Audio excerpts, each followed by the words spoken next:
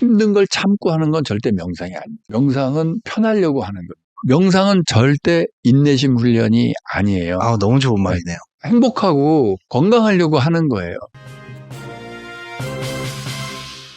네, 안녕하세요. 반갑습니다. 항성입니다. 아주 특별한 분을 모시고 이야기를 조금 나눠보고 싶어서 연세대학교 김주환 교수님을 저희가 이렇게 특별하게 모셨습니다. 예, 안녕하십니까. 반갑습니다. 저는 유튜브에서 김주환의 내면소통이라는 채널을 운영하고 있고요. 네. 최근에 몇 년간은 뇌과학적인 방법으로 명상의 효과를 보는 그런 연구를 주로 하고 있고, 그리고 23년도에 내면소통 이라는 큰 책을 냈고, 올해는 내면소통 명상 수업, 실제로 어떻게 하면 명상을 할 수 있는가, 그런 책을 썼습니다. 저는 궁금한 게 내면소통이라는 말이 어떤 의미인지 조금 과학적으로 여쭤보고 싶거든요. 예, 제가 커뮤니케이션 학과 교수잖아요. 네, 그럼요. 이너 커뮤니케이션 또는 인트라퍼스널 커뮤니케이션. 인트라퍼스널. 예.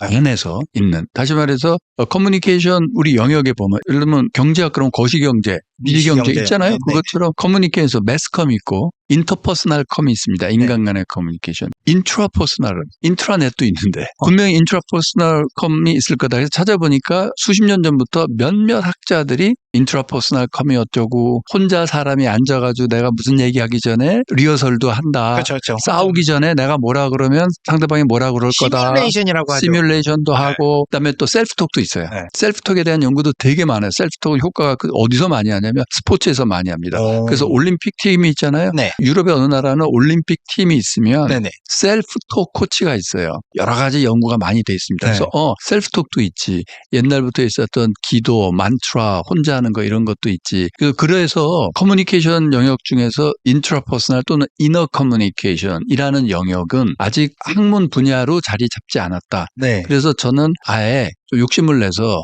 내면소통이라는 하위 분야를 내가 하나 만들겠다 해서 모든 걸 때려 넣어가지고 아주 두꺼운 책이 나왔습니다. 그래서 그게 23년도에 나왔는데 그거를 내면소통이라고 하고 또 이게 결이 잘 맞는 게 이 개인적으로 좋아하는 취미 활동인 명상도 내면소통의 일종이구나. 이거를 또 깨닫게 됐고 또 그게 좋은 점이 뭐냐면은 명상이라는 말 자체에 거부감을 지닌 사람이 많아요. 그래서 명상이란 말 대신에 내면소통이라고 하자. 내면소통은 혼자 생각하는 거고 우리가 지금 황성님하고 저하고 이렇게 대화하고 있잖아요. 네네. 이건 대화잖아요. 그렇죠. 내면소통이 아니잖아요. 네네. 근데 놀랍게도 이 대화가 일어나려면 내면소통이 밑에 있어야 됩니다. 무슨 얘기냐면 제가 막 떠들고 있잖아요. 지금 네네. 떠들면 저 김주환 교수가 뭐라고 그러네를 해석하고 그렇죠. 그 내면소통이 돌아갑니다. 그 내면소통이 돌아가고 내면소통하면서 지금 제가 말씀하고 있잖아요. 그럼 벌써 속으로 나 이 다음에 무슨 질문해야지 뭐 해야지 생각을 하고 있습니다. 내면소통이 없는 소통은 없습니다. 그러니까 내면소통은 모든 커뮤니케이션의 디폴트로 깔려 있을 수밖에 없습니다. 이 책에 보면은 또 교수님이 말씀해 주신 것 중에 명상을 마음의 평화를 얻는 약간 근력의 도구? 운동을 하면은 약간 근력 같은 경우에 피지컬하게 이렇게 늘어나거나 아니면은 강화되는 걸 느낄 수 있는데 마음의 근력이라는 거는 어떤 의미고 또 왜 이런 개념을 쓰셨는지가 저는 사실 궁금합니다. 예, 일단 마음의 근력이라는 것은 근육에다 이렇게 비유한 거잖아요. 어떤 점이면 두 가지 의미가 있습니다. 많은 사람들이 나는 원래 그래. 내 성격은 원래 그래. 나는 원래 좀 두려움이 많아. 원래라는 건 없다 하는 겁니다. 왜냐하면 근육도요. 네. 원래라는 게 거의 없습니다. 운동하면 사용한 만큼 늘어납니다. 다시 말해서 깁스 같은 거하고 팔 가만히 석 달 동안 안 쓰죠? 근육 빠져요. 빠지는 정도가 아니라 하나도 없어져요, 그냥. 그러니까 지금 현재 내 근육은 내가 석 달 동안 움직여 온 거의 결과예요. 즉 무슨 얘기냐면 원래 그래 보이는 것이 사실은 계속 변하고 있는 것이다. 그 얘기는 뭐냐면 체계적이고도 반복적인 훈련을 하면 몸의 근육처럼 멘탈 근육도 늘어날 수 있다. 그런 점에서 근력이라고 얘기한 거고 유전적으로 미리 결정되거나 하지는 않는 거다. 우리 흔히 그러잖아요. 멘탈이 세진다. 네, 멘탈이 세죠. 네. 멘탈이 세진다라는 게 방금 교수님께서 말씀을 해주신 마음 근력이 강해진다라는 느낌일 수도 있어요. 근데 그 마음 근력이라는 거는 정확하게 말하면 자기 조절력이라는 한 덩어리가 있어요. 네. 예를 들면 상체 근육, 그 다음에 두 번째 덩어리는 대인 관계력, 코어 근육 정도 되려나? 그 다음에 자기 동기력이라는 그 하체 근육 정도 되겠죠. 그럼 뭐냐면 자기 조절력이 굉장히 중요한데 그 안에 뭐가 있냐면 과제 지속력, 끈기, 집중력, 네네. 감정 조절력, 충동 통제력 이런 게 다 들어있는 거예요. 네. 대인관계력은 우리가 흔히 생각할 때 뭐 사람 인간관계 잘하고 한다는 거는 사실은 능력입니다. 인간관계 갈등을 자꾸 겪는 사람은 재수없게 이상한 사람 만나서가 아니라 인간관계를 맺고 유지하고 감정 조절하는 능력이 약해서 그런 경우가 많습니다. 그것도 또 올릴 수가 있거든요. 이 대인관계력. 그 훈련하는 법이 여기에. 이 책에 다 들어있다. 교과서네요. 네, 거기 약간. 다 있고. 네. 그 다음에 또 한 가지는 세 번째가 자기 동기력, 이거 성취 동기랑 비슷합니다. 여기 있는 게 단지 머리 좋고 인지적이라고 우리가 생각했던 창의성이라든지 네. 문제 해결력이라든지 예측력, 판단력 이런 것들이 다 여기에 속합니다. 즉, 좀 더 정확하게 말하면 전전도피지를 중심으로 한 네트워크가 활성화되면은 그때 창의성도 나오고 문제 해결력도 나오고 좋아집니다. 그걸 다 마음 근력이라고 할 수 있습니다. 교수님은 감정이라고 아까 해주셨던데 이 감정이 단순히 약간 마음의 문제가 아니라 몸의 문제일 수도 있다라고 책에 보면은 말씀을 해주셨거든요. 생리적 또는 신경학적으로 어떤 메커니즘이 연결돼 있다고 보시는지요? 몸과 마음이 연결돼 있다. 이 정도를 얘기를 하는 게 아닙니다. 네. 무슨 얘기냐면 몸과 마음이 연결돼 있다는 건 몸과 마음이 일단 구분된다는 걸 전제로 합니다. 그거 아니에요. 몸과 마음은 나눠지지가 않아요. 다시 말해서 우리가 생각할 때 우리 정신작용 뭐 이런 건 이 뇌 이 위에 있고 이 몸뚱아리는 정신작용과 관계없는 거라고 생각하지만 그렇지 않아요. 뇌는 온몸에 퍼져 있습니다. 하나만 예를 들면요. 우울증 환자 있잖아요. 그렇죠. 마음의 병이래. 우울증. 그럼 마음만 아파야 되잖아요. 맞아요. 근데 우울증 환자 중에 몸이 안 아픈 사람이 없어요. 맞아요. 신체 증상이 없으면 우울증이 아니에요. 기분이 맞아요. 진짜 우울하고 다운돼 있어. 어디 몸 아픈 데는 없어. 아니 몸 아픈 데는 없고 컨디션은 좋고 잠도 잘 자. 그럼 우울증 아니에요. 그냥 울적한 거지. 그래서 제가 존경하는 그 정신과 의사인 카톨릭 대학의 최종호 교수님 뭐라고 얘기하냐면 정신과라고 부르면 안 된다.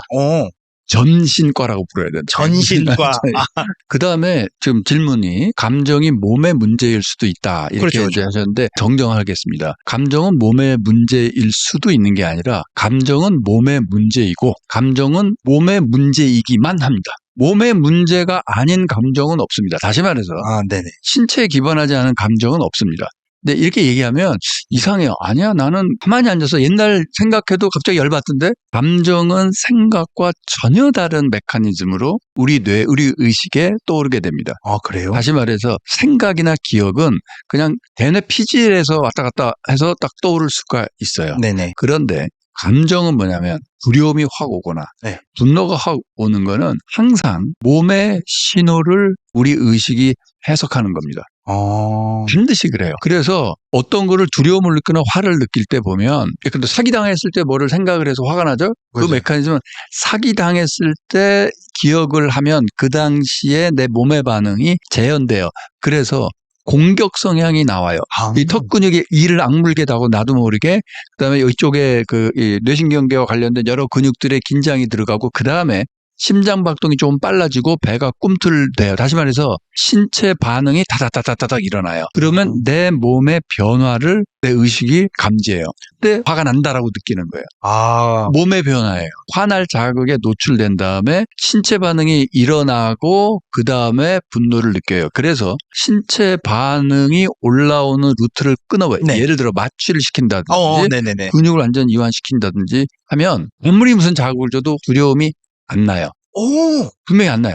그러니까 예를 들어 우리가 화가 나고 두려움이라는 그거는 편도체, 아믹달라가 활성화되면 스트레스 호르몬이 나오고 등등등 해가지고 우리 몸의 변화가 온 다음에 내 몸의 변화를 알아차리는 거예요. 그러니까요.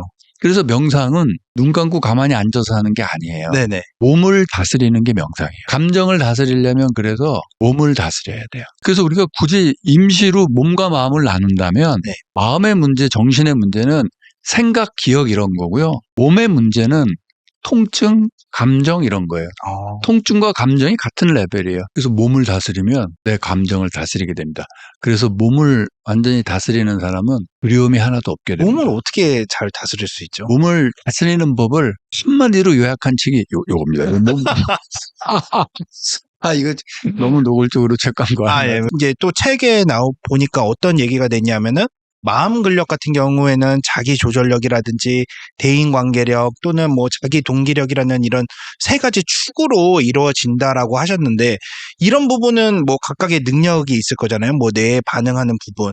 이거 어떤 영역하고 뭐 또 관계가 있거나 아니면 어떤 몸에 작용을 하는지도 조금 일단 몸의 문제다 하는 거를 좀 일단 그거부터 잠깐 비유적으로 말씀드리면 나는 화났다는 생각이 드는데 이거 생각 아니야 화난 게 이렇게 착각을 하시는데 이렇게 생각하시면 돼요. 날씨가 덥다고 생각해 봅시다. 네네. 이 방이 막 더워져요. 네. 그러면 땀이 나요. 그럼 땀이 나면 체온이 올라가서 식히려고 막 땀이 나는 거잖아요. 그때 땀이 나고 그럴 때 아이 더워라는 생각은 떠오르죠. 그렇죠. 하지만 더운 건 지금 생각이 아니잖아요. 체온이 오른 몸의 문제잖아요. 아, 네네. 그 더위를 없애려면 에어컨을 튼다든지. 뭘 시원한 뭐 찬물에 들어간다든지 해야 싹 없어질 것이 그렇죠. 덥다는 생각이 들어서 그래. 생각을 바꾸자. 이거는 조금 아니라 이 말이죠. 근데 많은 분들이 내가 지금 불안에 빠져 있어. 내가 과연 불안할 필요가 있을까? 막 생각을 열심히 해요. 아무리 생각해도 불안은 몸의 문제이기 때문에 없어지지 않습니다. 하나 예를 들면은 불안감 같은 감정이나 이런 두려움이나 분노 같은 감정은 심장에서 오는 신호의 변화. 내장에서 올라오는 신호의 변화. 네. 그다음에 여러 가지 교근 뭐 이런 근육, 안구 근육 여기서 오는 변화. 그런 거를 종합해서 내가 화가 났다고 하는 거기 때문에 특히나 심장에서 오는 신호가 불안감에서는 굉장히 중요합니다. 네. 그래서 정신과에 외래 환자들이 오는데 제일 많은 환자가 불안장애 환자입니다. 그러면 불안장애 환자들한테 제일 흔하게 처방하는 약은 심장약입니다. 그러니까 심장내과에서 많이 쓰는 고혈압 약을 정신과에서도 기본으로 처방을 해줘요. 그 어떤 효과가 있냐? 심장이 무조건 천천히 뛰는 거예요. 이 사람은 심장병 환자가 아니에요? 근데 너무 두렵고 불안하고 그러면 무조건 심장약을 먹여요. 그럼 어떻게 될까요? 심장이 천천히 살살 뛰죠. 그럼 놀랍게도 불안감이 사라집니다. 그러니까 나의 두려움의 근원은 무슨 시험이나 내일 일이나 이게 아니에요. 훅 올라오는 불안감, 잠도 못 잤고 막 이런 불안감은 그 몸에서 오는 거예요. 그래서 심장을 다스리고 또 다른 것도 좀 다스리고 네. 그러면 두려움에서 벗어날 수 있습니다. 아, 그래서 운동을 열심히 하고 뭐 아침마다 규칙적으로 러닝을 한다든지 그런 사람들은 정신도 대부분 건강했던 것 같아요. 진짜로. 그렇죠. 신체의 건강과 정신의 건강은 한 덩어리니까 같이 갑니다. 책에서 보면은 내부 감각이라든지 고유 감각이라든지 이런 명상이 우리가 흔히 말하는 자율신경계를 안정화시킨다라고 이렇게 설명을 하셨는데 이 명상법들이 뇌와 관련된 생리 시스템이라든지 이런 데 어떤 작용을 하는지 한번 그 이야기를 한번 해주시면 좋을 것 같습니다. 예, 우리가 좀 멘탈이 약해지고 마음이 약해지고 하는 거는 네. 그렇기 때문에 세상 사는 게 힘든 거예요. 힘들죠. 너무 힘들고 너무 고통스럽고 몸과 마음이 아프고 이렇게 돼요. 그 현대인들이 그렇게 된 거에 저변에는 뭐가 있냐면 가장 큰 원인이 스트레스 반응이라는 게 있습니다. 스트레스 반응. 만성 스트레스. 그럼 스트레스는 뭐냐 하면 위기 상황입니다. 이 뇌의 존재 이유는 생존. 그런데 생존을 위협하는 위기 상황이다. 그러면 편도체가 먼저 활성화되면서 1년에 호르몬 반응이 다다다다닥 일어납니다. 그래서 우리 몸을 위기를 극복할 수 있는 상황으로 바꿔버립니다. 순식간에. 그래서 위기를 바꿔버리는 게 뭐냐면 네. 한마디로 근육에다 에너지를 몰아주는 겁니다. 그 왜 그러냐면 인간이 한 200만 년 동안에 진화를 했다는데 그 200만 년 동안 맞닥뜨렸을 위기 상황을 생각해 보면 거의 대부분 근육을 써야 하게 되는 위기였을 겁니다. 해결을 할 수 있었다. 네. 멧돼지가 나타났다. 그건 때려든지 싸우든지 뭐 해야 그렇죠. 그러면 근육이 필요하단 말이에요. 그렇죠. 그러면 편도체가 하는 일은 활성화 탁 시킨 다음에 에너지를 빡빡 긁어가지고 일단 근육에다 보내주는. 몰아주는 거고. 몰아주는. 네. 싸우거나 뭐 하라고. 첫 번째 뺏어오는 에너지 파트는 평소 우리 몸이 제일 많이 에너지를 쓰는 부위는 이 소화기관입니다. 그래서 소화기관에 가는 에너지를 스톱시켜요. 소화기관을 잠시 정지. 거기 안에 에너지 갖고 오고. 두 번째 에너지 많이 쓴 데가 전두엽 쪽입니다. 이 대뇌피질. 네네. 그러니까 복잡한 생각 뭐 이런 거 잠깐 스톱. 그래서 최소한으로 멧돼지랑 싸우거나 도망갈 뇌기능만 놔두고 그냥 그 사유의 뇌기능은 스톱. 그다음에 면역 시스템 또 에너지 많이 쓰는데 뭐 NK나 T셀 같이 종양을 누르거나 아니면은 박테리아 잡아먹거나 뭐 이런 것들 또 스톱을 시킵니다. 그래서 스트레스 올라가면 면역 기능이 쭉 떨어지는 겁니다. 그래서 아픈 거죠. 스트레스 받으면. 그런 상태로 뚝 떨어뜨리고 그다음에 에너지를 실제로 주려면 뭐가 필요하냐면 그 세포 속의 미토콘드리아에 산소를 줘서 얘가 ATP를 만들게 해줘야 돼요. 네네. 그 산소를 줄래니까 혈액순환을 빠르게 해야 되죠. 네. 그래서 심장이 두근두근거려요. 심장 펌핑을 해서 혈액 빨리 보내고 그 다음에 헤모글로빈에다가 산소 붙이려니까 호흡이 그렇죠. 가빠지고 그게 스트레스 반응이에요. 이게 다 에너지를 근육에다가 몰아주려는 메커니즘이 다다다닥 나오는 약간 거죠. 지금 생각해보면 약간 귀신의 집 들어갔을 때 그 공포 때 느끼는 느낌하고 되게 그렇죠. 비슷하다고 볼 수 그러니까 있겠네요. 귀신의 집에 들어도 공포잖아요. 네. 우리 신체는 근육에다 일단 몰아주려고 하는. 그런데 그렇게 근육에다 막 다 몰아주는 시간이 5분에서 10분 이내. 하루에 한두 번. 오히려 건강에 좋아요. 한번 혈액순환 싹 시켜주고 괜찮아요. 근데 문제는 뭐냐면 원시인들이 마주하는 멧돼지는 5분, 10분 내에 해결이 났을 거예요. 그렇죠. 근데 우리 현대인들이 마주하는 멧돼지는 고등학생이 마주하는 멧돼지는 수능. 끊임없죠. 그건 고1 때부터 보여요. 편도체가 계속 활성화되죠. 예를 들어 수능 시험에 가서 시험 불안증 빠진 애들이 많거든요. 맞아요. 그러면 수능 보러 간다 그러면 본능적으로 이 시험 망치면 내 내 인생이 인생이 끝난다 그러면 신체 반응은 어떻게 나오냐면 이 멧돼지 만났을 때랑 똑같이 나오는 거예요. 손발에 땀 나고 막 힘주고 눈 힘들고 심장 두근두근대고 그게 뭐냐면 위기 상황이기 때문에 근육으로 에너지 몰아주는 상황이고 놀랍게도 그럴 때 문제풀이에 필요한 전전두피질의 기능은 저하되는 거예요. 그래서 실전에서 모의고사보다 못 보는 애들이 더 많은 거예요. 한 3분의 1 정도가 시험 불안증 때문에 시험을 더 못 봐요. 이건 내 잘못이 아니다. 그러면은 사실은 재수 억울하잖아요. 날 실력이 이렇게 되는데 수능 때 실수하고 떨었어. 시험에 떨었어. 그리고 계속 공부하거든요. 네. 그 또 안 돼요. 이건 약간 몸을 다스려야겠는데요.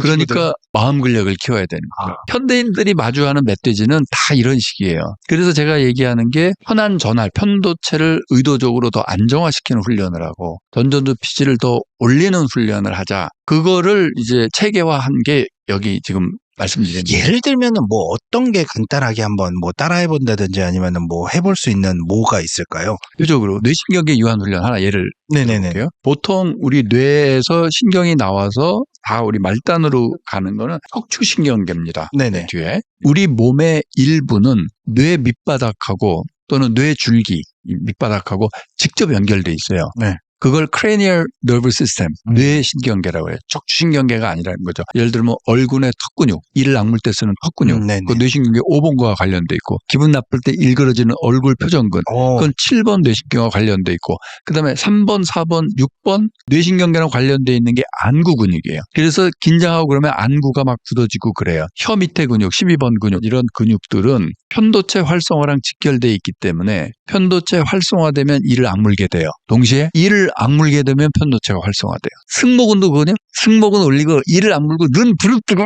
이러고 있으면 편도체 활성화돼요. 왜냐하면 이거 무슨 위기 상황인가 보다 이렇게 넣고 편도체 활성화돼. 거꾸로 하는 거예요. 그러면 안구 근육 힘 빼고 턱 근육 힘 빼고 흉쇄유돌근 승모근 릴렉스하고 어깨 떨어뜨리고 호흡을 천천히. 그러면 우리 신체 반응에서는 스트레스 상황에서 호흡이 가빠져야 되는데 호흡이 천천히 되면 심박수도 대체로 따라서 느려집니다. 그러면 심박수 느려져, 호흡 느려져. 근육 자꾸 이완돼. 그러면 이 뇌에 어떤 신호가 올라갈까요? 이거 위기가 아니구나. 이런 신호가 올라가요. 그럼 편도체 안정화되는 거예요. 그럼 원래대로 전전두피질 쓸 수 있는 거죠. 옛날부터 이런 기법들이 수없이 많은 명상법으로 개발되어 온 거예요. 더 재밌는 건 뭐냐면요. 이게 뇌과학자들이 얘기한 거예요. 왜냐하면 편도체 안정화시키려면 남을 미워하면 안 돼요. 그럼 공격성이 나와요. 맞아요. 가서 악수하고 친하게 지내 이런 뜻이 아니에요. 나 혼자 마음으로 떠나보내고 용서하고 불쌍하게 여기고 쟤도 힘들었겠지. 사랑하는 마음을 내고 더 나아가서는 모든 사람을 다 존중하면 전전두피질이 활성화돼요. 이거는 뇌과학에 엄청 많아요. 정말 재밌는 게 자 보세요. 용서하라. 그 목사님 설교 같죠 무슨. 네네. 그런데 한번 찾아보세요. 구글 스칼라. 용서의 힐링 이펙트. 진짜? 몇만 편이에요. 메이오 클리닉 같은 그 큰 병원에서는 용서하기 캠페인을 아예 벌렸어요. 왜냐하면 심혈관에 좋다, 뭐에 좋다, 뇌에 좋다, 뭐에 좋다. 용서는 만병통치약이에요. 그 forgiveness의 과학적인 연구 결과는 너무나 많은 거예요. 그래서 용서는 나를 위해서 하는 거예요. 남을 막 미워하죠? 또 누구 봐라 그러죠?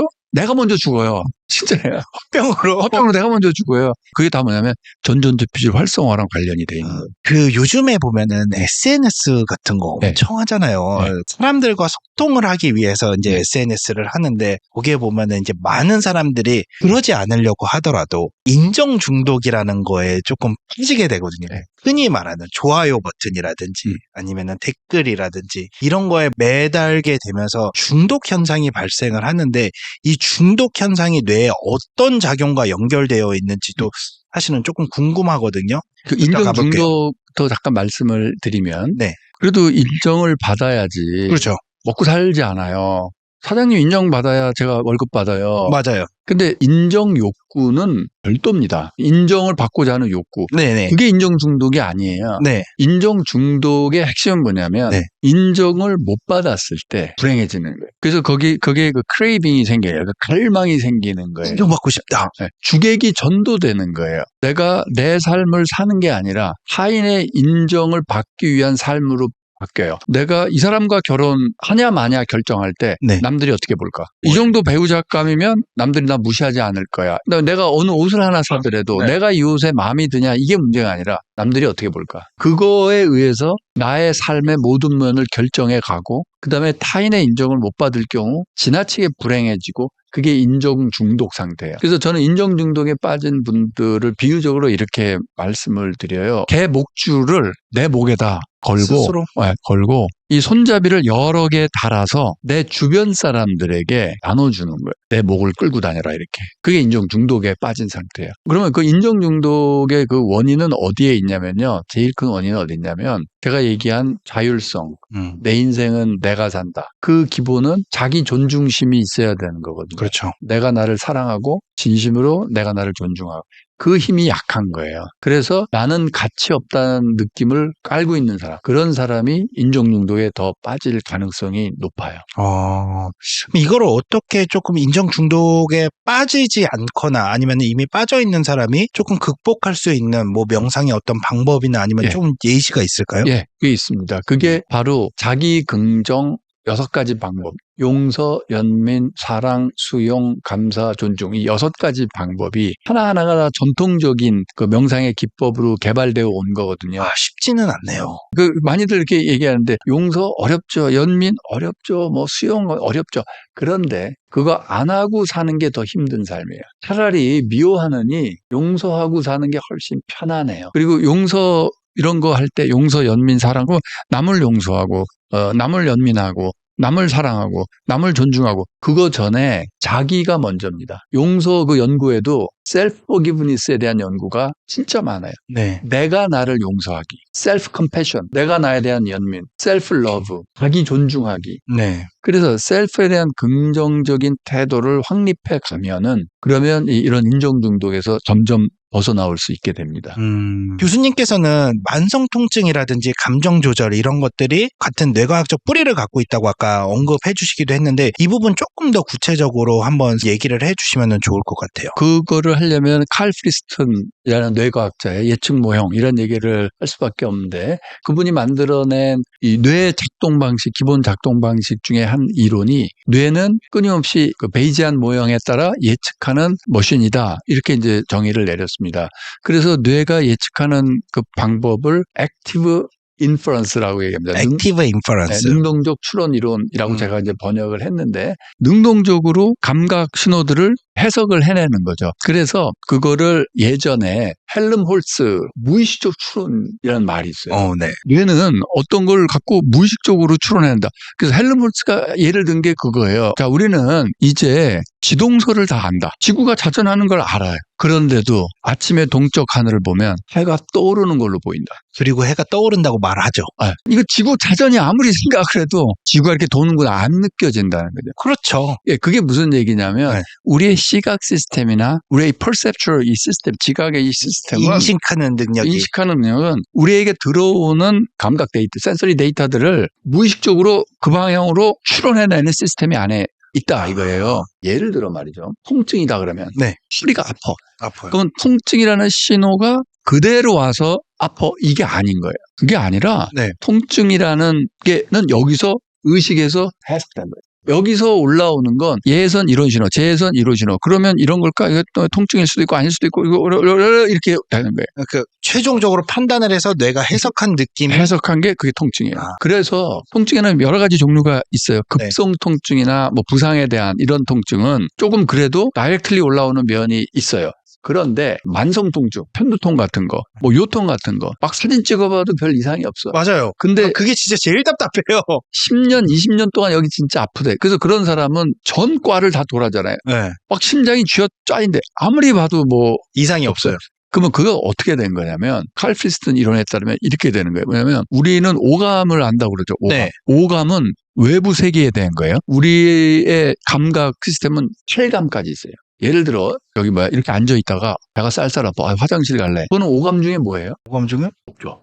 아니 그거 그러네요? 나 배고파. 감각이 있어요. 뭐예요? 그건 촉감 아니에요. 감각이 6번째 그게 내부 감각이에요. 우리 장기들이 올려보내는 감각이에요. 실제로 우리 장기들에게 감각 세포들이 있어요. 손을 이 뒤통수에 이렇게 한번 가져가 보세요. 그러면 내 손바닥의 위치를 알죠. 떨어져서 왔다 갔다 해보죠. 근데 여기 있나 이거 알죠. 내 손바닥의 위치를 어떻게 알아요? 내 눈으로 보는 것도 아니고 촉감도 안 느껴지는데 어떻게 하냐면 여기 근육과 관절에 또 센서들이 있어요. 근육, 관절, 근막에 센서들이 있어서 내 팔다리 사지 움직임에 대한 정보를 올려보내요. 그다음에 균형, 8번째. 안에 전정기관이 있어가지고 내 머리의 각도, 그래서 균형을 잡아주는 또 다른 감각 시스템이 있어요. 네. 자, 이 얘기를 왜 하냐면 이 내부 감각, 이게 우리 몸에서 내 장기나 근육이나 이쪽에서 수없이 많은 신호가 매 순간 쏟아져 올라와요. 그럼 우리 뇌는 늘 올라오는 거잖아요. 지금 내 장기, 이 내장에서는 소화가 지나간다. 계속 올라오는데 우리 얘기하고 있는 동안 배 별로 안 느끼시죠? 전혀. 배 전혀 안 느끼죠? 네. 그러면 건강한. 칼프스는 뭐라고 얘기하냐면 invisible body, 이게 healthy body예요. 왜 안 느껴지냐면 뇌의식 추론 시스템에서 네. 무시하는 거예요. 걸러내는구나. 이거는 노멀한 거야. 이건 소음에 불과해. 노이즈에 네. 불과해. 별거 아니네. 오케이, 통과. 그래서 진짜 중요한 능력이 뭐냐면 노이즈에 불과한 신호들을 무시하는 capacity to ignore. 무시할 수 있는 능력. 그게 아주 중요한 거예요. 그런데 만성통증 환자는 그 capacity to ignore, 무시하는 능력을 상실한 거예요. 그래서 어떻게 되냐면 별것도 아닌 신호를 증폭해요. 즉 능동적 추론 시스템에 이상이 생겨서 이 뇌에 아파요를 올려보내는 거예요. 그렇기 때문에 뇌 멀쩡해 보여도 20년, 30년 동안 편두통을 앓고 요통을 앓고 맨날 배가 아프고. 그러니까 무슨 얘기냐면 만성 통증의 대부분은 능동적 추론 시스템의 이상에서 온 거지 신체 얻은 이상에서 온 게 아니다. 그러면은 해결하려면 어떻게 해야 돼? 칼프리슨이 하는 건 redeployment of attention. 능동적 추론 시스템이 자꾸 특정한 신호를 증폭시키고 있거든. 그래서 그거에서 좀 주의를 돌려서 좀 딴 데를 좀 보게, 얘를 좀 무시하게. 그래서 주의를 자꾸 돌리는 redeployment of attention. 이런 개념을 얘기를 합니다. 근데 그렇게 해서 야, 그거는 네 능동적 추론 시스템에 이상이 있는 거야. 약간 이거 그러니까, 궤도님이 하시는 말씀인데. 너 해석을 좀 잘해봐 라고 말하는 건 아무 소용이 없어요. 지금 말하는 이 능동적 추론 시스템 이거는 무의식적인 차원에서 저절로 일어나는 거지 우리 의도는요 빙산의 일각 메뉴에 요만큼 있는 게 우리의 의식이고 의도예요. 지금까지 우리가 얘기한 건 우리 몸의 신경 시스템에서 일어나는 거기 때문에 내가 이제부터 주의를 딴 데 돌리고 아무리 마음 먹는다고 해서 통증이 사라지지 않아요. 맞아요. 그거 다른 방법에 노력을 해야 돼요. 어떻게 해야 될까요? 이 책을 읽어봐. 이거 농담, 이거 간접적인 방법이 있는 겁니다. 뭐냐면 내 몸을 내가 알아차리고 내 감각을 내가 알아차리는 훈련을 자꾸 하다 보면 그 redeployment attention이 우리가 의도해서 여기가 아니라 저기 이거는 안 될지언정 자꾸 몸 알아차리기 훈련을 하면 이게 좀 나아집니다. 그런데 이 만성통증보다 더 황당한 게 있습니다. 진짜 불안장애 빠지신 분들, 분노 조절 장애 빠진 정신적으로 힘드신 분들이 너무 많거든요. 근데 불안장애에 빠진 사람의 불안은 그걸 경험해보지 못한 사람은 그럼 뭐 불안한가 보다 참으면 되지 뭐 이런 식으로 생각하는데 그게 그렇지가 않아요. 그럼요. 정말 견딜 수 없는 느낌? 뭐 숨이 안 쉬어지고 뭐 일상생활이 안 되는 네. 견딜 수 없는 그런 괴로움이 오는 거예요. 그런 불안감이. 그런데 어느 날 그런 불안감이 느끼면 사람들은 우리 의식작용은 뭐 하냐면 내가 불안해. 그럼 불안의 원인을 빨리 찾으려고 합니다. 그렇죠. 그런데 불안의 진짜 원인은 뭐냐면 예를 들어 심장에서 올라오는 거를 이상이 생겼을 때 불안으로 받아들이잖아요. 그런데 만성통증과 마찬가지로 이상이 안 생겼어요. 네. 심장에서는 불안 상황이라는 신호를 올려보낸 적이 없어요. 근데 이 해석의 시스템상에서는 심장이 이렇게 뛰어서 불안의 징표로 나의 내부 감각에서 올라오는 신호를 다 해석해버립니다. 속담에 자라 보고 놀란 가슴 소뚜껑 보고 놀란 가슴이 있죠. 그 속담은 정말 멋있는 속담이에요. 멋있으면 자라를 보고 엄청 놀랐어요. 네. 그래서 그 다음에 뭐가 되냐면 자라 비슷한 시각 정보가 들어오면 능동적 추론 시스템이 무조건 자라로 해석하는 거예요. 그래서 자라 비슷한 것만 봐도 과잉 해석을 해버리는 거예요. 이게. 그리고 더 재밌는 거는 자라 보고 놀란 머리인가요? 아니, 놀란 가슴. 야, 심장을 딱 그렇게까지 정확하다. 그 속담이 대단한 거예요. 오, 진짜? 또 비슷한 거 식중독 걸렸을 때. 네. 밥을 먹다 어느 날 식중독에 걸렸어요. 여기서 진짜 비상이 했다가 일어났다. 이건 내가 해결이 안 된다. 그래서 의식에다 올려보냅니다. 이거 좀 어떻게 해봐. 그게 복통이에요. 그리고 식중독이 지나갔어요. 네. 그럼 그 다음부터 어떻게 되냐면 자라보려고 놀란 가슴처럼 되는 거예요. 이 시스템이. 그 다음부터는 음식물이 그 위치, 그 장을 지나갈 때 살짝 이상해도 그때 그 식중독 그 신호랑 비슷한 거 아니야? 그래서 증폭시킵니다. 그래서 칼 프리스는 뭐라고 그러냐면 이런 걸 볼륨 컨트롤이 고장났다고 그래요. 앰프가 고장난 거예요. 그래서 별거 아닌 거는 소리를 꺼버려야 되는데 네. 별거 아닌 건데도 바라보고 놀란 가슴이니까 숫뚜껑 보고도 자라 아냐? 자라 아냐? 이걸 돌려버리는 거예요. 볼륨을 확 올려버리는 거죠. 그래서 한 번 식중독 크게 걸리고 나면 자꾸 배가 아픈 거예요. 똑같이 한 번 불안감에 빠지죠. 네. 그러면 심장이 이렇게만 뛰어도 불안감이 자꾸 올라오게 돼요. 그게 공황 발작이고 여러 가지 원인이 그렇게 되는 거예요. 그래서 감정 조절 장애는 사실은 몸은 그냥 일반적인 신호를 올려보내는데 내가 어떤 이유로든지 뭐 어렸을 때 학대를 당했다든지 최근에 무슨 스트레스를 겪었다든지 아주 심한 인간적인 갈등을 겪었다든지 그런 본인만의 마이크로 트라우마가 다 있거든요. 네. 걔네들이 이 능동적 추론 시스템에 자꾸 디스터번스를 줘가지고 증폭시키는 거예요. 그래서 우리가 이렇게 스트레스를 많이 받고 그러는 겁니다. 그럴 경우는 몸을 이렇게 움직여서 평소 안 올라오던 신호를 얘가 자꾸 경험하게 만들어주는 게 좋아요. 또 운동을 하는 게 그래서 중요하겠네요. 네, 운동을 하고 그 다음에 몸 알아차리기가 중요합니다. 나의 어텐션을 내 몸이 주는 감각 신호에 보내는 거예요. 그게 바로 명상이 됩니다. 그래서 좋은 게 이런 스트레칭, 요가 같은 거 할 때 어떤 자세를 만드는 게 목적이 아니에요, 요가. 네. 숨을 들이쉬고 내쉬면서 내 자세가 팔을 뻗을 때 어떤 느낌이 감각을 다 오나. 이거를 계속 따라가는 거예요. 그러면은 어떤 일이 벌어지냐면 리디플로이먼트 오브 어텐션이 자꾸 생겨나가요. 그러니까 지금 요가나 예를 들면 뭐 필라테스라든지 요가라든지 이런 데 하는 동작들은 사실 평소의 일상생활에서 나오는 그렇죠. 동작들이 절대 아니잖아요. 네. 그리고 그걸 하실 때 거울 있는 요가원은 좀 피하시고 이 요가 강사 선생님이랑 내 몸이 똑같은 걸 자꾸 비교해 보는 건 오히려 스트레스.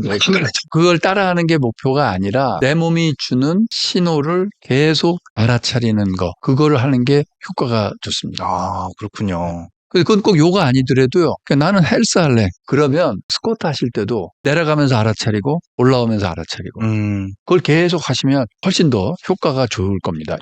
사실 조금 이런 시선들이 많아요. 뇌과학과 명상이다라고 하면은 유사과학으로 오해받기도 쉽다고 하는데 교수님은 어떤 기준으로 이 과학성과 그다음에 실천성을 조금 구분하고 계시는지. 과학적인 방법론이 중요하죠. 네. 그래서 말씀드렸듯이 명상의 효과를 뇌과학적인 방법으로 살펴볼 때 주의할 점. 네. 이런 방법론적인 문제를 우리는 계속 생각을 해야 될 거고요. 그다음에 그런 거 아니더라도 이거를 좀 꼭 말씀드리고 싶습니다. 명상은 어떠한 특별한 체험 또는 특수한 상태에 이르기 위한 방법이 아닙니다. 예를 들어 검도는 단계 있죠. 네, 뭐 무슨 띠도 따야 되고 그렇죠. 네. 그런데 명상은 그런 게 없습니다. 네. 단계가 없고 알아차림이기 때문에 깨달은 사람, 아닌 사람, 해서 단계별로 만약에 그런 식으로 내가 약간 의혹의 눈초리로 볼 수 있죠. 됩니다. 예. 그럼 명상은 보면 쉬운 거냐? 쉽기도 하고 어렵기도 해요. 뭐냐면 진짜 간단해요. 그래서 쉬워요. 심플. 근데 습관이 잘 안 되기 때문에 디피컬트해요. 다시 말해서 예를 들어 명상은 존재 모드에 있는 거거든요. 네. 근데 우리는 늘 행위 모드, doing 모드. 우리 어텐션이 바깥으로 가. 이거 해야지, 저거 해야지, 내일은 이거 해, 저거 해야지. 근데 이런 doing 모드는 놔두고 그걸 네. 완전히 안 할 수는 없습니다. 놔두고 내가 지금 이 자리에 존재하네라는 존재 모드도 가끔 돌아올 수 있어야 되거든요. 네. 그러면은 그 존재 모드에 돌아오려면 그냥 고개 한번 돌려서 내 호흡 한번 알아차리면 그게 답니다. 거기서 뭐 명상이 더 뭐 복잡하고 뭐 이런 게 없어요. 그냥 알아차림이 명상의 시작이자 끝이에요. 보통 일반적으로 나 자체는 스스로가 나잖아요. 그래서 네. 내가 하는 행위라든지 내가 하는 생각이라든지 이런 것들은 기본적으로 아까도 말씀하셨듯이 다 필터링이 돼서 너무나 당연한 것으로 여겨지기 때문에 의식을 하기가 쉽지가 않은데 그런 것들을 하나하나 느끼고 의식하는 것 자체가 명상이 될 수 있다 말씀해 주시는 거죠. 꼭 주의해야 할 점이 힘든 걸 참고 하는 건 절대 명상이 아닙니다. 명상은 편하려고 하는 거예요. 그래서 내가 명상을 잘하고 있나 아닌가를 돌이켜보려면 움직임 명상이든 앉아서 하는 명상이든 하는 동안에 편안한가? 하는 동안에 기분이 좋은가? 하고 나서도 마음이 편안해졌는가? 이게 기준입니다. 이렇게 하고 있는데 다리가 저려. 그럼 다리 바꾸면 돼요. 그렇죠, 그렇죠. 명상은 절대 인내심 훈련이 아니에요. 너무 좋은 말이네요. 행복하고 건강하려고 하는 거예요. 네, 너무 좋은 말씀 감사합니다.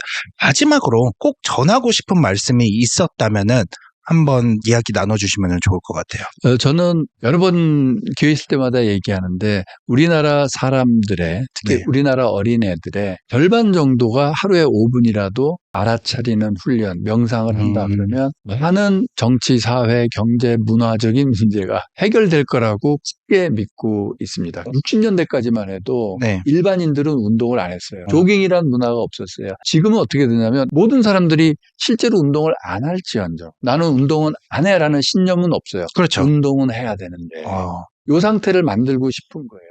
하루에 3분, 5분이라도 명상을 당연히 여기는 그런 문화가 오기를 바랍니다. 오늘 나와주셔서 다시 한번 감사드립니다. 네, 고맙습니다. 네, 감사합니다.